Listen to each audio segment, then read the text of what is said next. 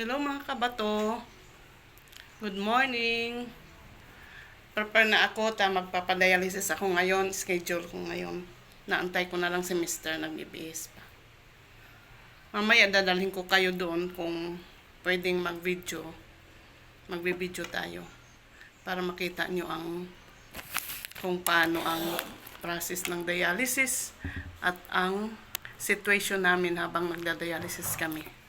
So, go na. Kita-kits tayo doon sa dialysis center. Bye-bye. Let's go na, darling. Mauna na ako sa tricycle. Ang init pa naman, Diyos ko. Paano to? Init. Diyos ko, Lord. Buksan na lang natin ang gate para mabilis.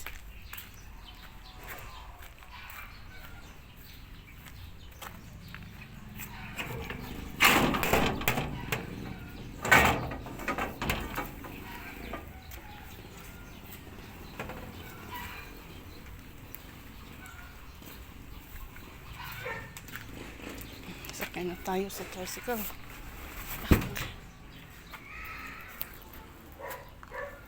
Ay. Sorry, against the light tayo. Okay. Antayin na lang natin si Mr. Sinasarado pa yung bahay. Ay, ang init. Umaga pa lang. Diyos ko.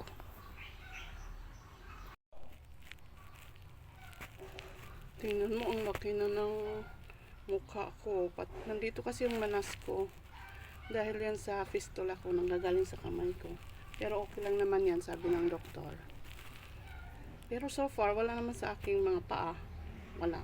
Dito lang talaga. Kaya mas maganda pinapawisan. Tatanggal medyo.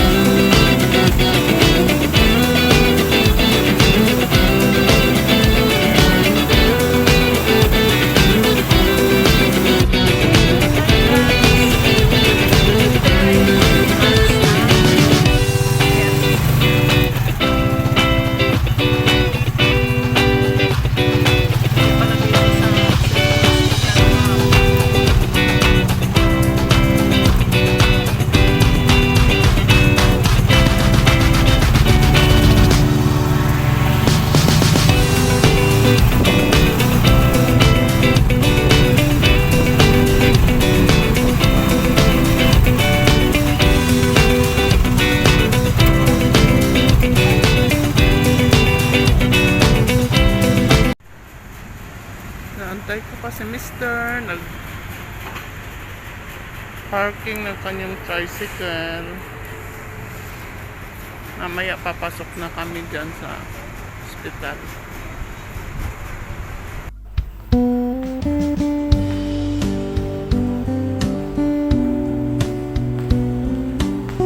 Wala nang gaanong tao. Ito ang waiting area. Dialysis center. Pasok na tayo. Eh.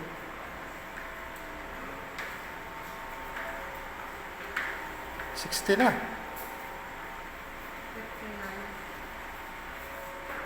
59 talaga?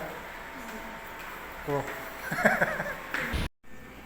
Hello mga kabato. Start na ako nga. Nagda-dialysis ngayon. Ito yung kamay ko. Nandiyan na yung karayong. Nakatusok na yan. 4 na oras na nakatusok dyan. So, hintabayan na natin kung ano ang mga kaganapan ngayon. Ngayong 4 na oras nga lang dito ako nakaupo. Ang sakit ng puwet ko. Ang sakit talaga sa puwet yung 4 na oras. Pero okay lang. Sanay na. Ito po ang process ng dialysis. Itong nasa kamay ko, diba, may dalawang hose. Yung isa palabas, yung isa papasok. Ang dugo, papunta doon. Ayan, oh. Ayan. Tapos, papunta yan doon sa machine. Dito na sa machine. Tinatrabaho yan ng machine dyan. Tapos, sasalain doon sa dialysis. Doon sasalain yung dugo. Pagkatapos masala, ibabalik sa akin yung malinis na dugo. Ayan. Dalawang hose din yan. Nakakabit.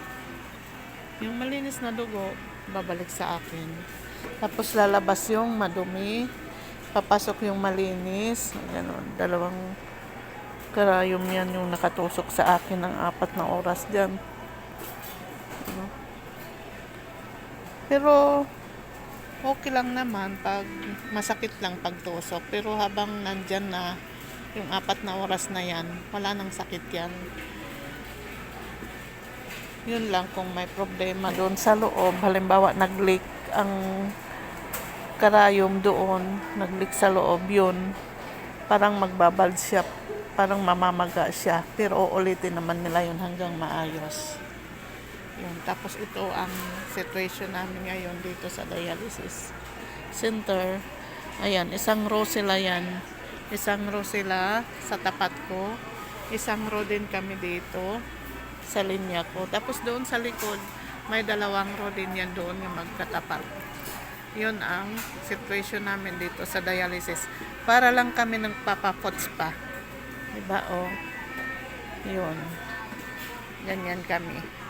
Yan yung mga nakatayo, bantay yan. Yan. Ayun yung mga nurses. Yun lang. Pasensya na kayo, hindi tayo makapag-video ng maganda. Mabuti dito sa loob kasi bawal pala.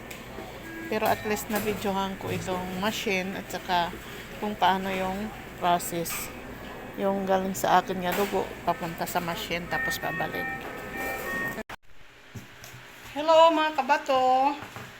Kararating lang namin galing sa dialysis ko. Dumaan kami sa Save More para bumili ng aking gagawin kong ice candy.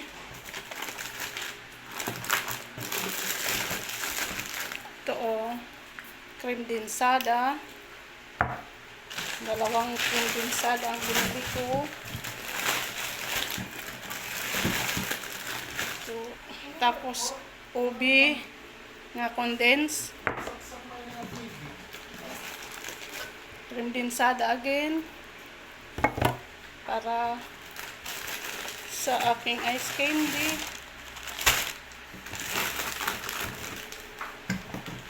Pineapple juice para sa aking nurse. Kasi pag once nagda-dialysis ako, nagbibigay ako ng merienda sa kanila. With lemon special. Pinapares ko ito. Tuwing nagda-dialysis ako, binibigyan ko sila. Diba? Kondensada. Fudgy bar para merienda ng aking anak. Asin. Wala na kasi pang asin. Skyflakes, merinda ko.